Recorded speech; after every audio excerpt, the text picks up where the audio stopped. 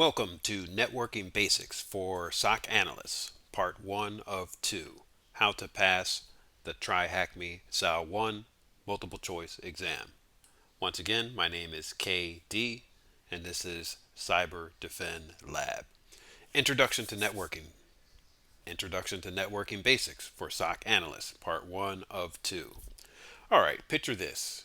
You're in a drive-thru, starving, and you yell your order through a busted speaker.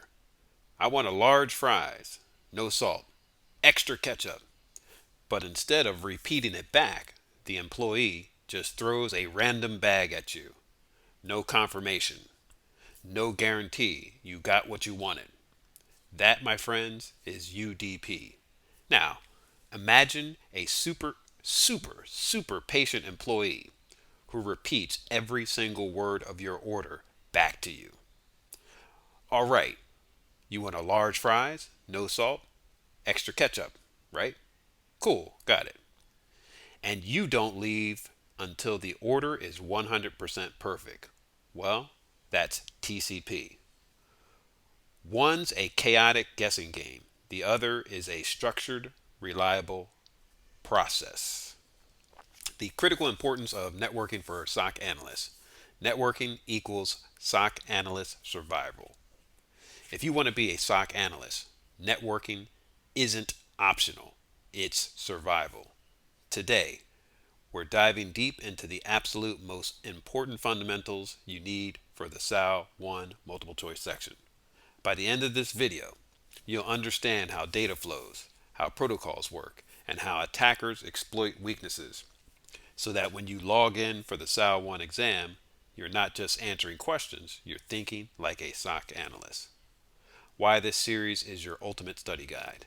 This is video number 2 in our SAL1 exam prep series on YouTube. And if you're serious about crushing this exam, you're going to want to follow the full playlist because we're breaking it all down step by step to give you the ultimate networking guide for SOC analysts. Subscribe and follow the playlist. So, if you haven't already, hit that subscribe button, like this video, and let's jump into the essentials. Mandatory disclaimer.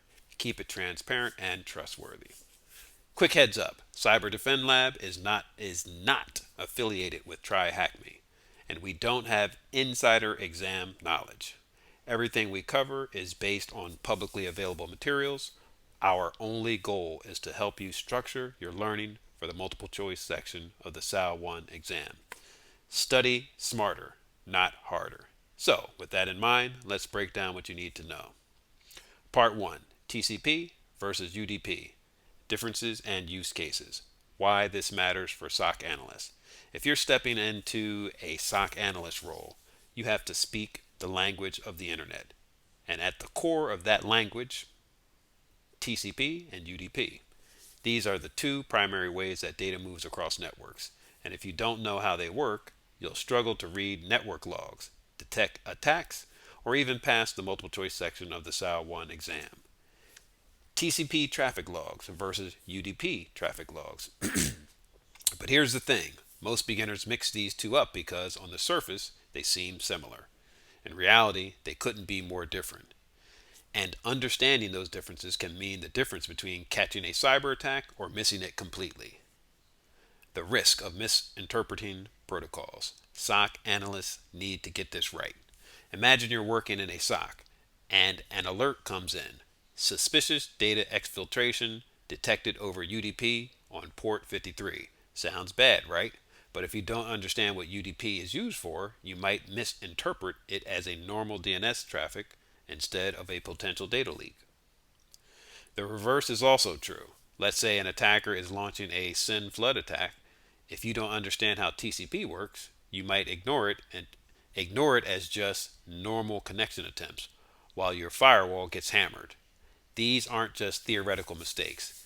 These are the types of real-world errors that lead to security breaches. Legitimate DNS requests versus malicious UDP tunneling. Okay.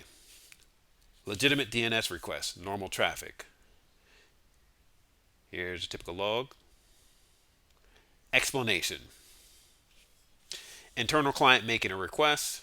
Then we have the request sent to Google's public DNS server, standard DNS request over UDP port on port 53.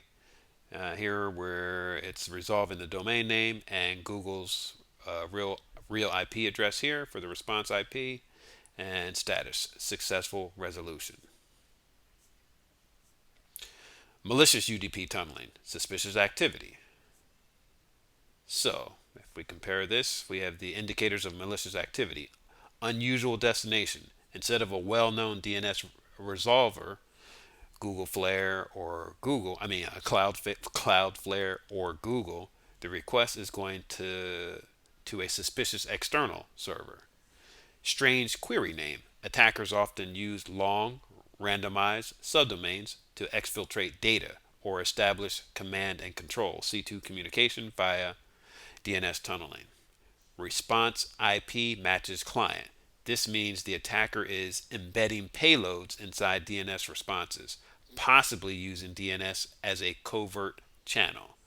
Very short TTL. Normal DNS queries have TTL values in the hundreds. Attackers use TTLs to avoid caching and make frequent lookups. SOC tip: how to spot malicious UDP tunneling and logs. Frequent DNS queries to unknown IPs. Unusually long or random looking subdomains. Low TTL values to avoid caching. DNS responses returning internal IPs. Rare in normal traffic. Excessive DNS requests from a single client to the same domain. What happens if you don't master this? False alerts, missed threats, security breaches. If you don't know the difference between TCP and UDP, three things can happen. 1. You'll misclassify network traffic, leading to false positives or false negatives in your alerts. Number 2. You fail to detect real threats like data exfiltration or DDoS attacks. Number 3. You struggle in the SAL1 exam because networking questions will trip you up every time. But don't worry, we're about to break it down in a way that sticks. We're going to break it down in a way that sticks. Why mastering this will make you a stronger analyst. Master this and level up. By the end of this section, you'll know exactly how TCP and UDP work, where they're used, and how attackers exploit them. And more importantly, you'll be able to analyze logs confidently, spot malicious activity, and pass the multiple choice section of the SAL1 exam with ease. Checklist: detect network attacks. Check. Pass SAL1 exam, the multiple choice section of it. Check. Think like a SOC analyst. Check. Key explanations: understanding TCP and UDP. TCP, Transmission Control Protocol, the reliable choice. First up, TCP. This is the gold standard for reliability in network communication. Connection oriented. A formal connection is established before data is exchanged. Reliable, ensures all data is received in the correct order. Error checked, uses acknowledgments and retransmissions to confirm delivery. Uses a three-way handshake, send, ACK, and ACK before data transfer starts. Common examples: HTTP, HTTPS, SMTP, FTP. Think of TCP like mailing a certified letter. Every step is documented, verified, and nothing gets lost in transit. TCP equals certified letter with signature. UDP, user datagram protocol, the speedster. Now, UDP is the complete opposite. It's fast, lightweight, and doesn't care about delivery confirmation. Connectionless. No handshake, no setup. Just send and pray. Faster, but unreliable. If a packet is lost, too bad. UDP moves on. No error correction. No retransmissions. No acknowledgments. Common for real-time applications. Voice over IP, DNS lookups, video streaming, online gaming. Think of UDP like tossing a paper airplane. Sometimes it lands where you want. Sometimes it flies off into the abyss. It's fast, but there's no guarantee it gets there. UDP equals paper airplane delivery. Real world analogy. TCP versus UDP in action. Let's put it in simple terms. Imagine you're sending a pizza order. If you call and they repeat your order back, confirm your address, and tell you when it's arriving, that's TCP. If you just yell your order out the window at a passing delivery driver and hope a pizza shows up, yep, that's UDP. TCP equals secure, reliable. UDP equals fast or risky. Both work, but one is definitely better if accuracy matters. Exam tip. What you need to know for the SAL1 exam. The multiple choice section. All right, if you take one thing away from this, make it this.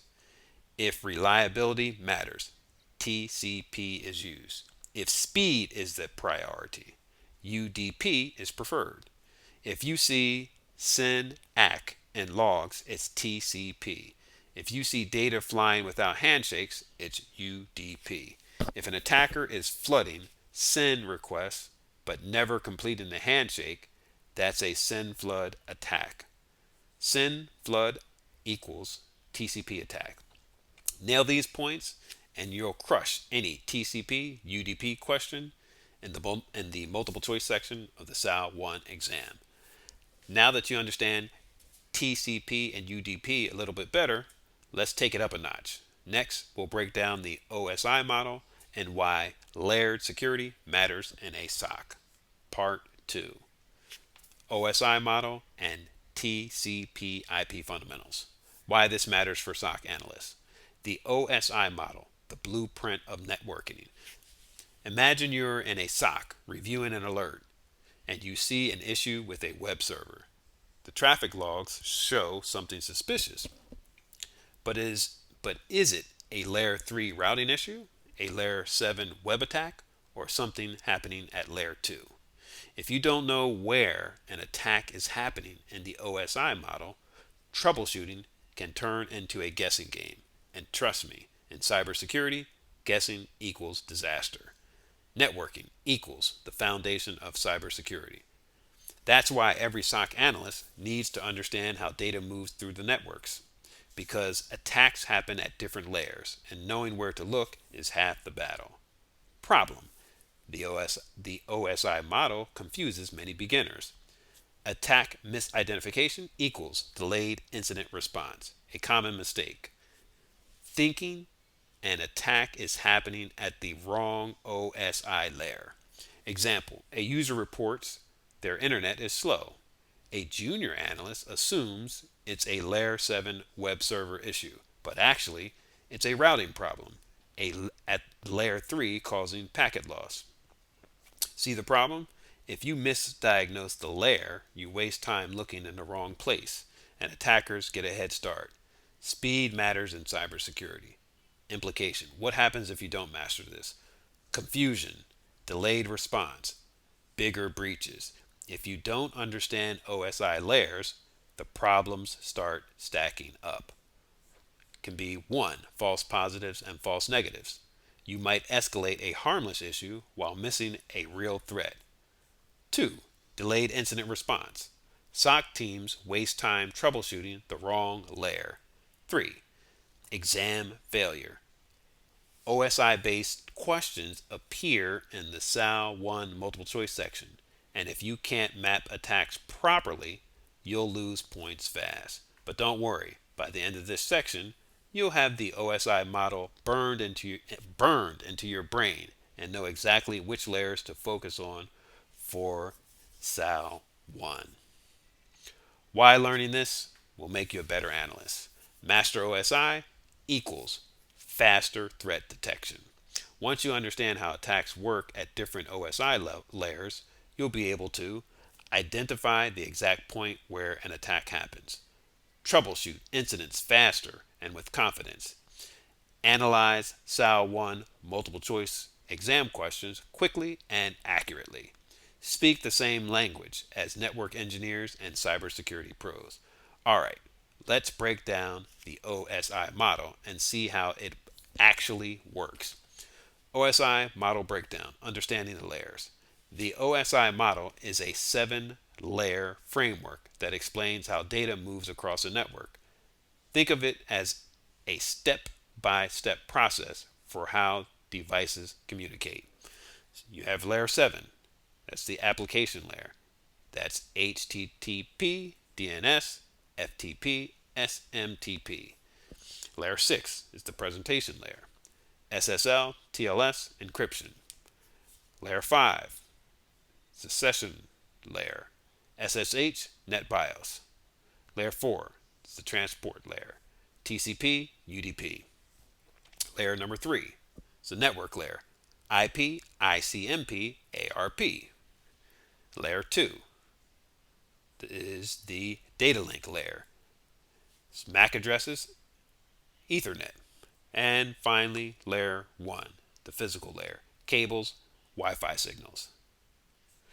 Real world analogy. The OSI model as a postal system. Imagine sending a letter to a friend across the country. Just like data moves across a network, your letter has to go through different steps before it reaches its final destination. Each OSI layer plays a role in getting there. Layer 7, the application layer. You write the letter, choosing the words carefully based on who you're sending it to. This represents applications like a web browser, email client, or messaging app generating data. Different types of letters use different protocols. An email uses SMTP. A web request uses HTTP or HTTPS, and looking up an address uses DNS. Okay, let's jump down to layer 6. It's the presentation layer. Before sealing the letter, you make sure it's readable. This is like translating a document into another language or encrypting it for security. This layer handles things like SSL, TLS encryption, character encoding, and data compression. Layer 5 is the session layer. Now imagine you're writing a long back and forth letter exchange. You need a way to keep track of the conversation so you don't start over every time. That's what the session layer does. It keeps connections active, manages logins for secure communication, and ensures a session isn't dropped unexpectedly. Layer number 4, the transport layer. You put the letter in an envelope and choose how it will be sent. Do you want to use a certified mail service that guarantees delivery, TCP, or do you want to send it quickly with no tracking, UDP? Just like TCP, UDP handles error checking and reliability, this layer determines how data packets move between devices. Layer number 3, the network layer. Now, you take your letter to the post office. They don't read the contents. They just look at the address, the IP, and determine the best route to get it there. This layer deals with routing, IP addressing, and packet forwarding, much like how a post office determines the fastest way to deliver your letter. Layer number 2, the data link. Once the post office decides where it's going, a specific mail carrier, a truck or a plane, picks it up. But every mail truck has a unique license plate, just like every device on a network has a MAC address. This layer ensures that only the intended recipient gets the letter, much like how MAC addresses ensure network packets go to the right device. And finally, layer number 1, the physical layer. Finally, your letter physically travels to its destination via a truck, airplane, or bicycle. In networking, this is the actual movement of data through cables, fiber optics, Wi-Fi signals, or radio waves. If the road is blocked or the signal is weak, the letter won't get through. Just like bad network cables or interference can disrupt communication. The OSI model is exactly the same as a postal system. Each layer handles a different step in the communication process. ensuring data moves smoothly across the network. Master OSI equals master network security. Exam tip. Focus on these three layers for the SAL1 exam. For the SAL1 exam, you need to focus on three key layers at a minimum. Layer 3, which is the network layer. That's IP and routing. Attackers can exploit IP spoofing and ICMP attacks. ARP poisoning, redirecting traffic to a malicious destination. Layer 4, the transport layer. TCP and UDP. Knowing which protocol is used helps identify threats. Send flood attacks, overloading servers with fake TCP requests. And layer 7, the application layer. HTTP and DNS attacks, exploiting web traffic and domain name lookups. Phishing via SMTP, spoofing emails to steal credentials. Nail these three layers, and you'll handle potential OSI based multiple choice exam questions like a pro. Exam relevance. These three layers appear most in security analysis. SOC analysts frequently deal with logs, alerts, and attack patterns that occur at these layers. Layer 7, the application layer, web-based attacks such as SQL injection, XSS, DNS hijacking, email phishing. Layer 4, the transport layer, TCP, UDP based attacks, send flood attacks, port scans, firewall rules. Layer 3, the network layer, routing and network layer threats such as IP spoofing, ARP poisoning, ICMP based attacks. Why not layers 1, 2, 5, or 6? Layer 1, the physical layer, is important, but it's more about hardware, cables, Wi-Fi interference, which is rarely a focus in SOC analysis. Layer 2, data link, the data link layer, is relevant for MAC address spoofing and VLAN hopping, but not as emphasized as Layer 3 threats.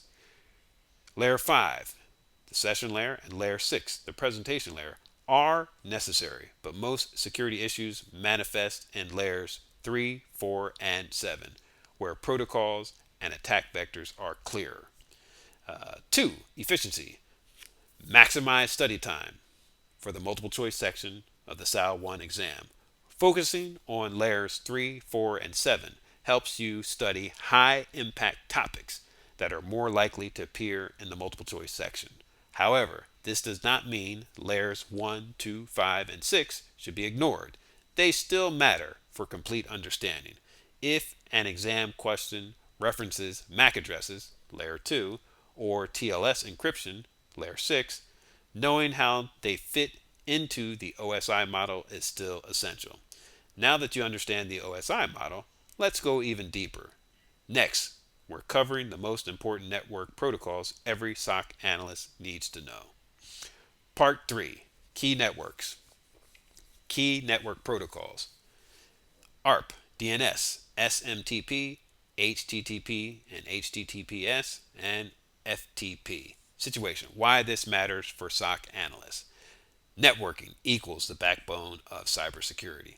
Every time you visit a website, send an email, or download a file, you're using network protocols. These protocols are the language of the internet, telling devices how to communicate.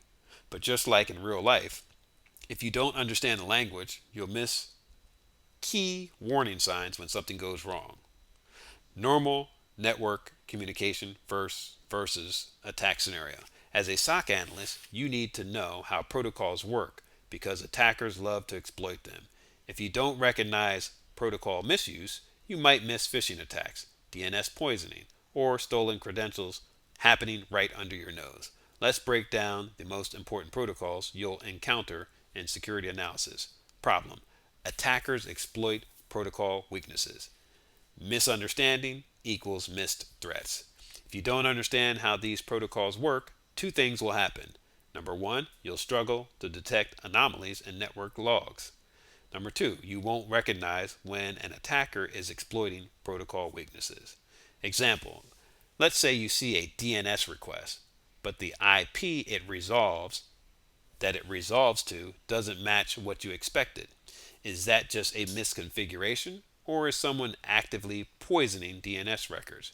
Without knowing DNS inside out, you won't know the difference, and that's exactly what attackers count on. Implication: the risks of not understanding protocols.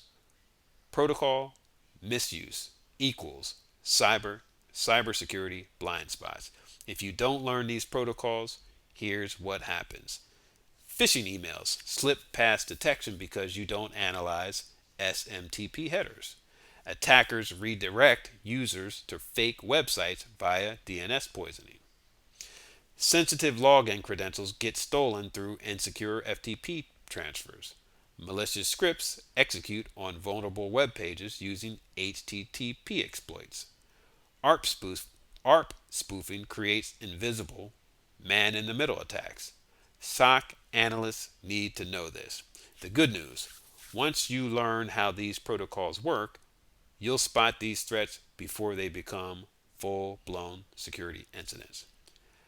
How this knowledge helps you detect threats faster. Mastering protocols equal stronger SOC skills. By the end of this section, you'll understand how these critical network protocols work, how attackers abuse them, and how to detect protocol-based attacks in security logs. This knowledge will help you analyze network traffic efficiently, prevent breaches, and ace the multiple choice section of the SAL1 exam. Checklist: analyze network logs, check. Detect protocol attacks, check. Improve SOC awareness, check. Common protocols and SOC relevance. Let's go layer by layer and break down 5 of the most important network protocols SOC analysts must understand. ARP, Address Resolution Protocol, the identity check. ARP helps devices find each other on a network by mapping IP addresses to MAC addresses. It's like asking, who owns this phone number, before making a call. Attack example: ARP spoofing. How attackers abuse it. Attackers send fake ARP replies to trick devices into believing they are the legitimate router. This allows them to intercept or alter traffic. Man-in-the-middle attack. SOC tip: if you see multiple ARP replies for the same IP, an attack may be in progress. DNS, Domain Name System, the Internet's phone book. DNS translates domain names into IP addresses. When you type google.com, your computer asks a DNS server for its IP address so it knows where to connect. Attack example: DNS poisoning. How attackers abuse it. Hackers inject false IP addresses into DNS responses, redirecting users to malicious websites that look real but steal credentials. SOC tip: if a sudden DNS response change redirects traffic to an unknown IP, check for poisoning attempts. Real world analogy: DNS is like a phone book. If an attacker changes a number, you might call the wrong person. SMTP, Simple Mail Transfer Protocol, the email messenger. SMTP is the protocol that sends your emails across the internet. SOC use case: detecting phishing attacks. How attackers abuse it. Hackers forge email headers to make phishing emails look like they come from trusted sources. SOC tip: always check SMTP headers for mismatched sender domains and suspicious relay paths. Example: you receive an email from support@paypal.com, but the SMTP logs show it was sent from an unknown overseas server. That's a red flag. HTTP and HTTPS, Hypertext Transfer Protocol and Hypertext Transfer Protocol Secure, the web's traffic system. HTTP and HTTPS handle web traffic. HTTP is unencrypted, while HTTPS uses SSL, TLS to protect data in transit. SOC use case: detecting malicious web traffic. How attackers abuse it. HTTP is used in man-in-the-middle attacks to steal unencrypted data. Malware is hidden inside HTTP requests to download Trojans or ransomware. SOC tip: look for HTTP traffic on port 80 with suspicious domains. Most secure sites should be HTTPS only. FTP, File Transfer Protocol, moving files between systems. FTP allows users to transfer files over a network, but it's often insecure.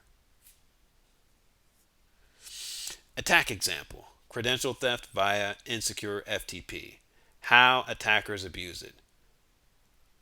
Hackers intercept FTP credentials since FTP transmits passwords in plain text unless encrypted alternatives such as SFTP or FTPS are used.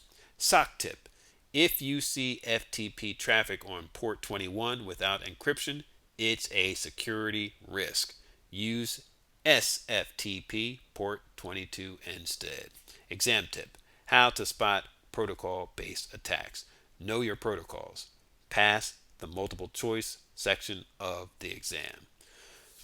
For the SAL1 exam, the multiple choice section, remember these key takeaways. If an attacker is rerouting traffic, check ARP and DNS.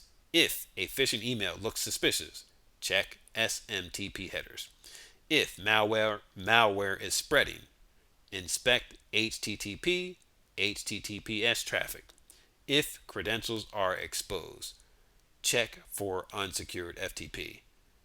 Know these equals SOC success. Now that you understand how attackers abuse network protocols, let's move on to the TCP Three-Way Handshake and how connections are established and manipulated. Part 4. TCP Three-Way Handshake. How connections are established. Situation: why this matters for SOC analysts. TCP handshake, the foundation of network communication.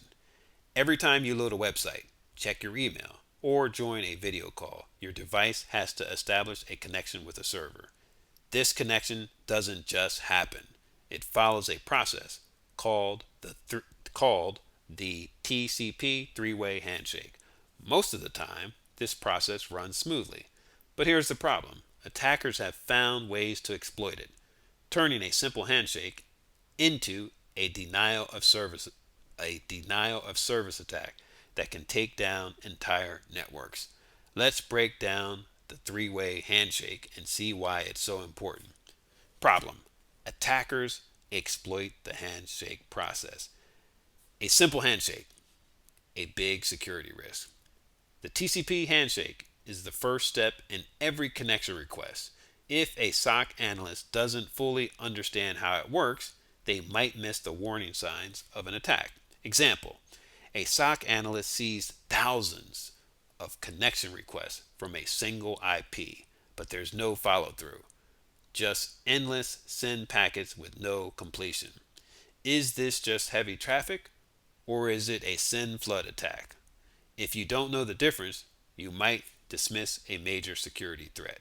Implication: the risks of ignoring send flood attacks. Send floods equal network disruptions.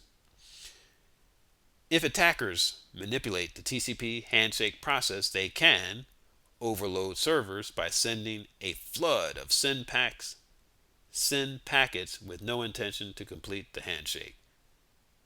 They can prevent legitimate users from connecting, effectively causing a denial of service or DOS attack. They can exhaust system resources, forcing organizations to restart critical services or entire networks. These types of attacks aren't just theory, they happen all the time. If you don't know how to recognize and stop a send flood, you're leaving your network wide open to disruption. SOC analysts must master this. How this knowledge helps you stop attacks. Master TCP equals preventing DOS attacks. By understanding how the three-way handshake works, you'll be able to detect suspicious send floods early before they take down a network. Analyze TCP logs accurately, knowing when a connection is legitimate or malicious.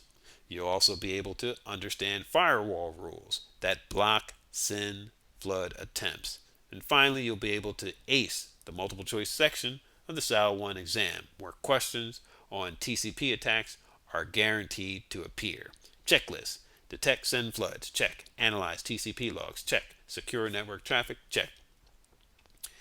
The three-way handshake process, step by step. So, how does TCP handshake actually work? Let's break it down. Step 1: SYN, the initial connection request. A client, your computer, wants to start a conversation with a server. It sends a SYN, synchronized packet, saying, "Hey, I'd like to connect." Step 2: SYN ACK, SYN ACK. The server's response. The server receives the request and responds with a SYN ACK or synchronized acknowledge, saying, "I see you, let's talk." Step 3: ACK or acknowledge. The final confirmation. The client sends an ACK, acknowledge packet, confirming the connection. Now, they can start exchanging data. Real world analogy. Think of this like meeting someone and shaking hands. You reach out your hand. That's SYN, synchronized. They extend theirs in return. That's SYN ACK, synchronized, acknowledge. And then you both complete the handshake. Acknowledge. Now the conversation can begin. How SYN floods exploit this process. How attackers break the handshake. Now that you understand the handshake, let's talk about how hackers abuse it. SYN flood attack. The attacker sends thousands of SYN requests but never completes the handshake, leaving the server waiting for connections that never happen. Result: the server gets overloaded and crashes because it has too many open, incomplete connections. SOC tip: if you see an unusually high number of SYN packets without corresponding acknowledgments, you might be dealing with a SYN flood attack. Example: normal connection logs show SYN, SYN ACK, ACK. And in an attack, you'll see tons of SYNs but no ACKs. Exam tip: key takeaways for the multiple choice section of the SAL1 exam. TCP handshake pro tips: if a connection is legitimate, you'll see SYN, SYN ACK, ACK. If a server is receiving SYN packets but no ACKs, it might be under attack. A SYN flood is a DOS attack that overloads the server by never completing the handshake. Firewalls and rate limiting can help mitigate SYN floods. Know this: pass the multiple choice section of the exam and secure networks. Now that you understand how connections are established, let's move on to network traffic analysis using Wireshark to detect real-world attacks. Part 5: Network traffic analysis using Wireshark. Situation: why this matters for SOC analysts. Wireshark, the SOC analyst, the SOC analyst's X-ray vision. When a cyber attack happens, logs don't always tell the whole story. That's where packet analysis comes in. It's like rewinding security footage to see exactly what happened on the network. For SOC analysts, Wireshark is one of the most powerful tools for investigating suspicious activity. It captures every packet moving across the network, allowing analysts to detect malware, phishing attempts, DNS hijacking, and SYN flood attacks in real time. Let's break down how Wireshark works and how to use it to spot malicious activity. Problem: why SOC analysts need Wireshark skills. Can you spot the threat? Imagine a security alert warns of a potential attack, but all you have is a network log like this.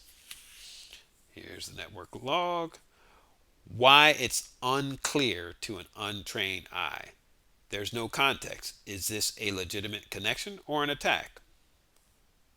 Large number of SYN packets. Could be normal high traffic usage or a SYN flood. Unknown source IP. Is this an external attacker or a misconfigured system? Duration 5 seconds. This flood of packets happened very quickly. But what does it mean? How do you figure out if there's an actual attack? This is where Wireshark shines.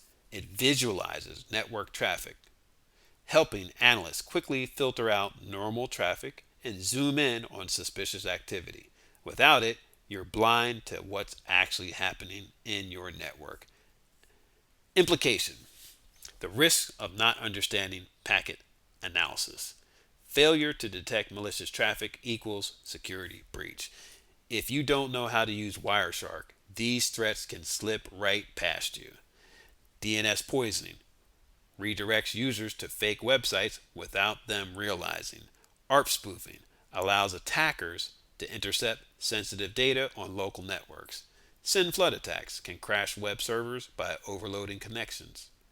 Malicious payloads in HTTP traffic, hidden scripts or commands sent via seemingly normal web traffic. Attackers rely on SOC teams not analyzing network packets. So let's make sure you know exactly how to do it. How Wireshark skills improve security. Mastering Wireshark equals detecting attacks before they succeed. By learning how to use Wireshark, you'll be able to filter through massive amounts of network data to find anomalies quickly.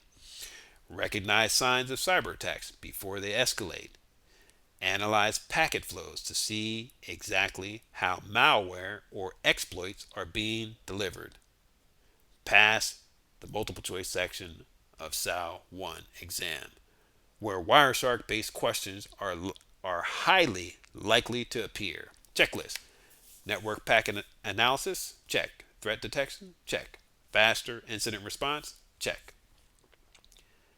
Wireshark basics, how it works. Now let's break down the core functions of Wireshark that every SOC analyst needs to know. Packet capture and filtering. Wireshark captures all network traffic, but most of it is just noise. SOC analysts need to filter out unnecessary packets and focus on what matters. Here's an example filter. Show only traffic involving a specific IP. Show only HTTPS traffic. Show only DNS requests and responses. These are some example filters. SOC tip: if a network alert mentions a suspicious IP, use Wireshark to isolate all traffic from that source and see exactly what's happening. 2. Reading TCP handshakes and protocols. Remember the three-way handshake from earlier? Wireshark lets you see it in action. A successful TCP handshake, if you remember, is SYN, SYN-ACK, ACK. Normal traffic shows a clean handshake sequence. SYN flood attacks will show thousands of SYN packets with no acknowledgement responses. SOC tip: if you see an abnormal number of SYN packs with no completion, investigate for a SYN flood attack. 3. Detecting suspicious traffic, real attack examples. Now, let's look at how Wireshark can help detect common cyber attacks. Attack number 1, DNS poisoning, redirecting users to fake websites. What to look for in Wireshark: unexpected DNS response changes for high-profile domains. For example, google.com resolving to a suspicious IP. Multiple DNS requests for the same domain but different answers. SOC tip: if a DNS request suddenly starts resolving to an unknown IP, check for signs of DNS spoofing attack. Attack number 2, ARP spoofing, man-in-the-middle attack. What to look for in Wireshark: multiple ARP responses from the same IP but from different MAC addresses. Unusual ARP traffic with frequent updates. SOC tip: if multiple devices claim to have the same IP address, an attacker may be intercepting traffic. Attack number 3, SYN flood attack, denial of service. What to look for in Wireshark: thousands of SYN packets from a single IP but no corresponding acts. Server responding with SYN ACK repeatedly but never completing the handshake. SOC tip: if you see a flood of SYN packets without normal connection completions, it's time to investigate a DOS attack. Exam tip: how to prepare for Wireshark questions. Practice Wireshark for the exam. Use Wireshark to analyze PCAP files, real network captures that simulate security incidents. Practice filtering traffic by protocol, by IP address, and by port. Look at normal versus suspicious traffic patterns. Recognizing, recognizing anomalies is key. Know what DNS poisoning is. Know what SYN floods are. And know what ARP spoofing look like in packet captures. Analyze, detect, respond. Master Wireshark for SOC success. Call to action: you're already ahead. If you made it this far, congratulations. You're already ahead of 90% of the test takers just by taking the time to learn this. Most people struggle with networking fundamentals, but you're putting in the work, and that's what will set you apart on exam day. Your SAL1 multiple choice mastery is about 30% complete at this point. Now, don't stop here. Networking is a massive topic, and we're just getting started. In the next video, we'll break down even more critical concepts to build on what you've learned today. Up next, Networking Basics, Part 2. Let's go. So hit that subscribe button, give this video a thumbs up if it helped, and let's keep this momentum going. Once again, my name is KD, and this is Cyber Defend Lab.